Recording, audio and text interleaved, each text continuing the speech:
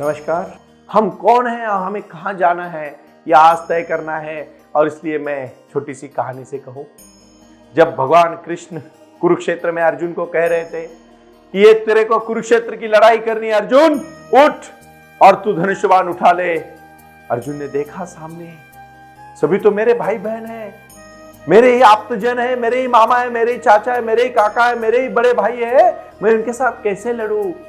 हमारे जिंदगी में भी बहुत सारी समस्या आती है और उस समय हम देखते हैं कि सब रिश्तेदारों के साथ, सब भाई बहनों के साथ हमें कभी कभी कठोर निर्णय लेने पड़ते हैं तो हम थोड़े से शासंकित हो जाते हैं। लेकिन नीति और सत्यता के साथ चलोगे, साईं बाबा हमेशा अपने भक्तों को घेरते थे। बाईजा माँ से लेके चांद मियाँ तक और उनके जो भी उनके शिष्य थे, कुलकर्णी जी से लेके उनके मामलेदार साहब तक, बाबा की जीवनी में जो जो लोग आए उन सब ने बाबा की परीक्षा ली।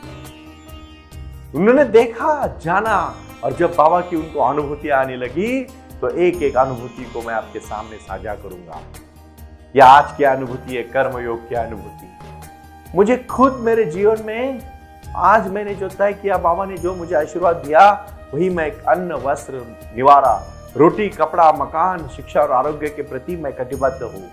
मेरा पूरा जीवन साईं वाणी के साथ समर्पित करते करते पहले मुझे खुद को जानना है। इस मानव जात में, मनुष्य योनि में जो जन्म हुआ है, उससे ज्यादा पुण्य का काम और कुछ नहीं है। हम आए ही पुण्य करके है, इसीलिए तो हम सब मानव बने हैं। न तो देखो 84 लाख योनियों में कोई क्या बना, कोई क्या बना, कोई क्या बना। हम मानव बने इतना कम थोड़ी ना है। हम ही ऐसे हैं, सिर्फ सोच सकते हैं। मनुष्य ही सिर्फ सोच सकता है, बाकी प्राणी ज्यादा सोचते नहीं है। और अगर सोचने की कला हमें दी है तो हम क्या सोचते हैं। रोजमर्रा की जिंदगी में जो भी समस्या आती है उसके लिए हमें आज का कर्म योग तय करना है। और फिर अपने जीवन का कर्म है तभी तो आप जी पाओगे, नहीं तो फिर आलस से मत रहो, अय्याशी मत करो। कुछ लक्ष्य तय करो और उसके लिए दिन रात कूद पड़ो। देखो विश्रांति जब लोगे कितना मजा आएगा। कितने सारे तो लोग सिर्फ विश्रांति ही लेते हैं। मजा तो मजा उनको कभी मिली ही नहीं, क्योंकि उनको मेहनत की नहीं तो विश्रांति की मजा कैसे मिलेगी। आज मैं एक ही बात कहूंगा, आप जहां भी है, अपने गांव में हो, अपने शहर में हो, अपने मेट्रो सिटीज में हो, जहां भी हो, वहां पहले सबसे महत्वपूर्ण आज कार्य आपको करना है और वो कार्य है अपना खुद का कर्म को। अब बोलोगे हम तो कार्य कर रहे हैं, अब ऐसा कैसे बोल रहे हैं, हम नौकरी कर रहे हैं। अरे नौकरी करके आ रहे हैं और पॉपकॉर्न खाते बैठे 2 घंटा टीवी देख रहे हैं और फिर आराम से सो रहे हैं, तो आप बोलेंगे और क्या करेंगे। और एक ही करेंगे, नौकरी करो, वो आपका कर्तव्य है, लेकिन उसके साथ जीवन को भी लक्ष्य तय करो, नहीं तो फिर कभी खुश नहीं हो गया। जो इंसान अंदर से खुश नहीं है, जिसने लक्ष्य तय नहीं किया है, वो कभी खुश नहीं रह सकता, क्योंकि अपने जीवन की खुशी उसी में ही है जो अपने को खुद को जानने का प्रयास करेगा। और मैं आज कहना चाहता हूं कि आज इस प्रवचन को सुनते सुनते आपको अंदर की आवाज और साईं वाणी को सुनते सुनते तय करना है कि व्हाट इज कर्मा। क्या है आपका कर्मा। कर्मा है कि अपने जीवन में लक्ष्य को तय करना। साईं बाबा हमेशा कहते हैं कि मेरा वो भक्त होगा जो हमेशा कर्तव्य के प्रति तत्पर रहेगा। मेरा वो भक्त होगा जो अपने जीवन में कार्य को तय करके चलेगा।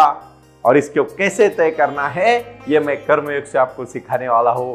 लेकिन उसके लिए आप मेरे साथ अभी बैठे और 3 बार मेरे साथ अनंत कोटि ब्रह्मांड नायक श्री सच्चिदानंद सद्गुरु साईनाथ महाराज की जय, साईनाथ महाराज की जय, श्री साईनाथ महाराज की जय। साईं बाबा की भूमि में जुड़ना है और लड़ना है, अपने कार्य के प्रति सजग रहना है। और इसके लिए ध्यान का एक बहुत ही अनुभव मैं आपसे करवाने जा रहा हूं। आप आंख बंद करके शांत बैठ जाएं। आप अपनी 3 बार गहरी सांस भरे और जब आप गहरी सांस भर रहे हो तो उसको आराम से भरे और छोड़ दे, आराम से भरे और छोड़ दे, आराम से भरे और छोड़ दे।